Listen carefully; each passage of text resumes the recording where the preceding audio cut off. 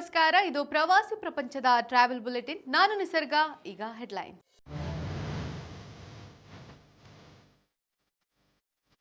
ಕರಾವಳಿ ಪ್ರವಾಸೋದ್ಯಮಕ್ಕೆ ಮತ್ತೊಂದು ಹೆಮ್ಮೆಯ ಗರಿ. ಮಂಗಳೂರಿಗೆ ವಿಶ್ವದ ಅತ್ಯುತ್ತಮ ವಿಮಾನ ನಿಲ್ದಾಣ ಎಂಬ ಹೆಗ್ಗಳಿಕೆ.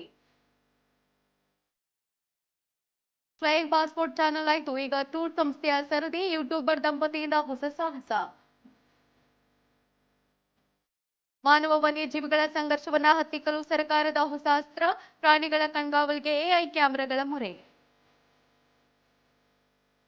ಅಡ್ವೆಂಚರ್ ಟೂರ್ನಿಂದ ಪ್ರವಾಸಿಗರನ್ನು ಆಕರ್ಷಿಸಲು ಅಂಡಮಾನ್ ಸಿದ್ಧ. ಸೀ ನೈಟ್ ಕಯಾಕಿಂಗ್ ಅಭಿಪ್ರಾಯ ಸಂಗ್ರಹದ ಅಭಿಯಾನ ಪ್ರಾರಂಭ.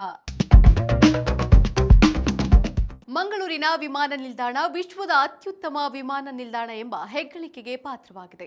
ಏರ್ಪೋರ್ಟ್ಸ್ ಕೌನ್ಸಿಲ್ ಇಂಟರ್ ನ್ಯಾಷನಲ್ ವರ್ಲ್ಡ್ನಿಂದ ಈ ಅಧಿಕೃತ ಮಾಹಿತಿ ಹೊರಬಿದ್ದಿದ್ದು, ವಿಮಾನ ನಿಲ್ದಾಣ ಸೇವಾ ಗುಣಮಟ್ಟಕ್ಕಾಗಿ ಈ ಪ್ರಶಸ್ತಿಯನ್ನ ಮಂಗಳೂರು ವಿಮಾನ ನಿಲ್ದಾಣ ಮುಡಿಗೇರಿಸಿಕೊಂಡಿದೆ.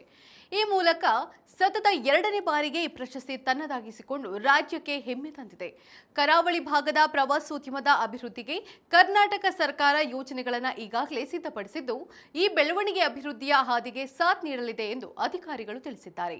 Airport council international world ವಿಶ್ವದ 6 ನಿಲ್ದಾಣಗಳನ್ನು ಸೇವಾ ಗುಣಮಟ್ಟದ ಕ್ಯಾಟಗರಿಯಲ್ಲಿ ಗುರುತಿಸಿದ್ದು, ಕರಾವಳಿ ಭಾಗದ ಹೆಮ್ಮೆಯ ಮಂಗಳೂರು ಅಗ್ರಸ್ಥಾನದಲ್ಲಿದೆ. ಸೆಪ್ಟೆಂಬರ್ ತಿಂಗಳಿನಲ್ಲಿ ಇಸ್ತಾನ್ಬುಲ್ನಲ್ಲಿ ನಡೆಯಲಿರುವ ಏರ್ಪೋರ್ಟ್ ಎಕ್ಸ್ಪೀರಿಯನ್ಸ್ ಸಮಿಟ್ ಕಾರ್ಯಕ್ರಮದಲ್ಲಿ ಈ ಪ್ರಶಸ್ತಿಯನ್ನ ಸ್ವೀಕರಿಸಲಿದ್ದೇವೆ ಎಂದು ಮಂಗಳೂರಿನ ಏರ್ಪೋರ್ಟ್ ಅಥಾರಿಟಿ ತಿಳಿಸಿದೆ. ಪ್ರಖ್ಯಾತ ಯೂಟ್ಯೂಬರ್ ಕಿರಣ್ ಮತ್ತು ಆಶಾ ತಮ್ಮ ಫ್ಲೈಯಿಂಗ್ ಪಾಸ್ಪೋರ್ಟ್ ಚಾನೆಲ್ ಮೂಲಕ ಕರ್ನಾಟಕದ ಮನೆ ಮಾತಾಗಿದ್ದಾರೆ. ತಮ್ಮ ಸೊಗಸಾದ ಪ್ರವಾಸ ಕಥೆಗಳನ್ನು ವೀಕ್ಷಕರೊಂದಿಗೆ ಹಂಚಿಕೊಂಡು ದೇಶ ವಿದೇಶಗಳ ಅಮೋಘ ಪ್ರವಾಸಿ ತಾಣಗಳನ್ನು ಪರಿಚಯಿಸಿದ್ದಾರೆ.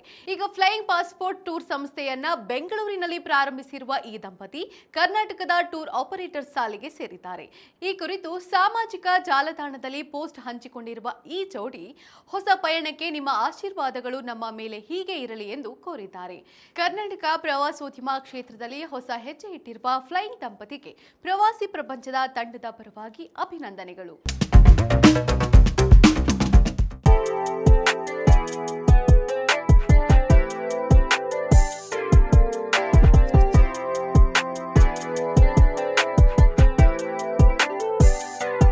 ಬಾಕು ನಗರವನ್ನ ಬೆಂಕಿಯ ನಗರ ಎಂದು ಕರೆಯಲಾಗುತ್ತದೆ, ಏಕೆಂದರೆ ಇಲ್ಲಿನ ಭೂಮಿಯ ಅಡಿಯಲ್ಲಿ ನೈಸರ್ಗಿಕ ಅನಿಲದ ಅಪಾರ ನಿಕ್ಷೇಪವಿದೆ. ಇದಕ್ಕೆ ಸಾಕ್ಷಿಯಾಗಿ ನಗರದಲ್ಲಿ 3 ಬೃಹತ್ ಫ್ಲೇಮ್ ಟವರ್ಸ್ ಇವೆ. ಇವು ಬೆಂಕಿಯ ಜ್ವಾಲೆಯ ಆಕಾರದಲ್ಲಿದ್ದು, ರಾತ್ರಿಯ ವೇಳೆ ಎಲ್ಇಡಿ ದೀಪಗಳಿಂದ ನಿಜವಾದ ಜ್ವಾಲೆಗಳು ಉರಿಯುತ್ತಿರುವಂತೆ ಕಾಣುತ್ತದೆ. ಬಾಕು ವಿಶ್ವದ ಅತಿ ದೊಡ್ಡ ಸರೋವರವಾದ ಕ್ಯಾಸ್ಪಿಯನ್ ಸಮುದ್ರದ ದಡದಲ್ಲಿದೆ. ಬಾಕು ಜಗತ್ತಿನ ಸಮುದ್ರ ಮಟ್ಟಕ್ಕಿಂತ ಕೆಳಗಿರುವ ಅತಿ ಎತ್ತರದ ರಾಜಧಾನಿ ಮತ್ತು ವಿಶ್ವದ ಅತಿ ತಗ್ಗು ಪ್ರದೇಶದಲ್ಲಿ ರಾಜಧಾನಿ ಎಂಬ ಹೆಗ್ಗಳಿಕೆಗೆ ಪಾತ್ರವಾಗಿದೆ. ಬಾಕು ನಗರದ ಹತ್ತಿರದಲ್ಲೇ ಯಾನ್ನಾರ್ ದಾಗ್ ಎಂಬ ಬೆಟ್ಟವಿದೆ. ಇಲ್ಲಿನ ವಿಶೇಷವೇನೆಂದರೆ, ಭೂಮಿಯ ಒಳಗಿನ ಅನಿಲ ಸೋರಿಕೆಯಿಂದಾಗಿ ಬೆಟ್ಟದ ಒಂದು ಭಾಗದಲ್ಲಿ ಬೆಂಕಿ ನಿರಂತರವಾಗಿ ಉರಿಯುತ್ತಲೇ ಇರುತ್ತದೆ. ಮಳೆ ಬಂದರೂ ಅಥವಾ ಎಂಥ ಗಾಳಿ ಬೀಸಿದರೂ ಈ ಜೀವಂತ ಜ್ವಾಲೆ ನೂರಾರು ವರ್ಷಗಳಿಂದ ಆರಿಲ್ಲ. ಹಾಗಾದ್ರೆ ಬಾಕು ಯಾವ ದೇಶದ ರಾಜಧಾನಿ? ಮಾನವ ಹಾಗೂ ವನ್ಯಜೀವಿಗಳ ಸಂಘರ್ಷವನ್ನ ಹತ್ತಿಕ್ಕಲು ಕರ್ನಾಟಕ ಸರ್ಕಾರ ಸಫಾರಿಗಳನ್ನು ನಿಷೇಧಿಸಿತ್ತು. ಆದರೆ ಪ್ರವಾಸೋದ್ಯಮ ಮತ್ತು ಅವಲಂಬಿತರಿಗೆ ಆದ ನಷ್ಟದ ಕುರಿತು ಪರಿಶೀಲಿಸಿ ಈಗ ಹಂತ ಹಂತವಾಗಿ ಸಫಾರಿಗಳನ್ನು ಪ್ರಾರಂಭಿಸಲು ಮುಂದಾಗಿದೆ. ಆದರೆ ಮಾನವ ಹಾಗೂ ವನ್ಯಜೀವಿಗಳ ಸಂಘರ್ಷ ಸಂಪೂರ್ಣ ನಿಲ್ಲುತ್ತಾ ಎಂಬ ಪ್ರಶ್ನೆ ಮಾತ್ರ ರಾಜ್ಯಾದ್ಯಂತ ಪ್ರತಿಧ್ವನಿಸುತ್ತಲೇ ಇತ್ತು. ಇದೀಗ ಈ ಪ್ರಶ್ನೆಗೆ ಉತ್ತರವನ್ನ ಸರ್ಕಾರ ನೀಡಿದೆ. ಕಾಡಿನಿಂದ ನಾಡಿಗೆ ಬರುವ ಪ್ರಾಣಿಗಳ ಮೇಲೆ ನಿಗಾ ವಹಿಸಲು ರಾಜ್ಯ ಸರ್ಕಾರ ಎಐ ಥರ್ಮಲ್ ಕ್ಯಾಮೆರಾ ಮೊರೆ ಹೊಕ್ಕಿದೆ. ಈ ಕ್ಯಾಮೆರಾಗಳು ನಾಡಿಗೆ ಬರುವ ಪ್ರಾಣಿಗಳನ್ನು 10 ಕಿಲೋಮೀಟರ್ ದೂರದಿಂದಲೇ ಗುರುತಿಸುವ ಸಾಮರ್ಥ್ಯವನ್ನು ಹೊಂದಿದೆ. ಪ್ರಾಣಿಗಳು ಕ್ಯಾಮೆರಾ ಕಣ್ಣಿಗೆ ಬಿದ್ದ ಕೂಡಲೇ ಲೊಕೇಶನ್ ಮತ್ತು ಚಿತ್ರದ ಸಮೇತ ಸಂದೇಶವನ್ನು ಕಮಾಂಡ್ ಸೆಂಟರ್ಗೆ ರವಾನಿಸಲಿದೆ.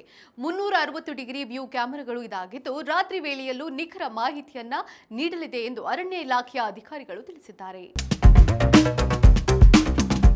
ನೈಟ್ ಕಯಾಕಿಂಗ್ ಮೂಲಕ ಹೆಚ್ಚು ಪ್ರವಾಸಿಗರನ್ನ ಆಕರ್ಷಿಸಲು ಅಂಡಮಾನ್ ಮತ್ತು ನಿಕೋಬಾರ್ ಸಜ್ಜಾಗ್ತಾ ಇದೆ. ಈ ಕುರಿತು ಕೆಲ ಗೈಡ್ಲೈನ್ಸ್ ಗಳನ್ನು ಅಂಡಮಾನ್ ನಿಕೋಬಾರ್ ಸ್ಥಳೀಯ ಆಡಳಿತ ಬಿಡುಗಡೆ ಮಾಡಿದೆ. ಸ್ವಾರಸ್ಯಕರ ವಿಷಯ ಏನಪ್ಪಾ ಅಂದ್ರೆ, ಅಂಡಮಾನ್ನ ಈ ನೈಟ್ ಕಯಾಕಿಂಗ್ ಕುರಿತು ಸಾರ್ವಜನಿಕ ಅಭಿಪ್ರಾಯವನ್ನ ಸಂಗ್ರಹಿಸಲು ಮುಂದಾಗಿರುವ ಸ್ಥಳೀಯ ಆಡಳಿತ ಅಡ್ವೆಂಚರ್ ಟೂರಿಸಂ ಸೇಫ್ಟಿ ಮತ್ತು ಪರಿಸರ ಸಂರಕ್ಷಣೆ ಕುರಿತು ಅಭಿಯಾನವನ್ನ ಪ್ರಾರಂಭಿಸಿದೆ. ಇನ್ನೇಕೆ ತಡ, ಅಂಡಮಾನ್ಗೆ ನಿಮ್ಮ ಟೂರ್ ಪ್ಲಾನ್ ಮಾಡಿ ನೈಟ್ ಕಯಾಕಿಂಗ್ ಅಡ್ವೆಂಚರ್ ನಲ್ಲಿ ಭಾಗಿಯಾಗಿ ನಿಮ್ಮ ಅನಿಸಿಕೆ ಅಭಿಪ್ರಾಯಗಳು ಮತ್ತು ಕಯಾಕಿಂಗ್ ಅನುಭವವನ್ನು ಹಂಚಿಕೊಳ್ಳಲು ಮರೆಯಬೇಡಿ. ಈಗ ಕ್ವಿಸ್ ಟೈಮ್. ಇಂದಿನ ಪ್ರಶ್ನೆ, ಗೋಲ್ಡನ್ ಫೋರ್ಟ್ ಎಂದು ಹೆಸರಾಗಿರುವ ಪ್ರಸಿದ್ಧ ಕೋಟೆ ಯಾವುದು?